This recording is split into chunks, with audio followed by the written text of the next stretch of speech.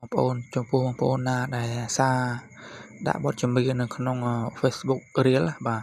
អញ្ចឹងបងប្អូនចូលមកឆែកកន្លែងនេះមើលសាកមើលណាកាលពីយើងជាប់ copyright អញ្ចឹងយើងចុចអាហ្នឹង profile របស់យើងមកនេះចុចមើលកន្លែងត្រេក3នេះបាទនឹងយើងចូលឆែកមើលវីដេអូរបស់យើងនេះមានជាប់ copyright ណាតើយើងចុចកន្លែងនេះចុចនឹងមួយមកបាទហើយបន្តមករកពាក្យនេះគាំទ្រចុចលើគាំទ្រមកបងប្អូនមកអញ្ចឹងបងប្អូនបើសិនជាបងប្អូននេះទេនេះនៅខាងក្រោមហ្នឹងបងប្អូនណាបើសិនជាមានលោត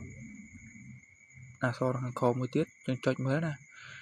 របស់ខ្ញុំអត់មានជាប់ទេបាទចុចមើលហើយបាទទៅទេ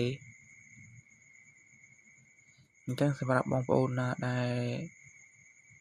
អាសាយកបទចម្រៀងមកដាក់នៅក្នុងFacebook របស់យើងអាសាចូលឆែកមើលផងបងប្អូនបាទវានឹងអាចជាប់ copyright បាទហើយវីដេអូមានតែប៉ុណ្្នឹងឯងបងប្អូនបាទ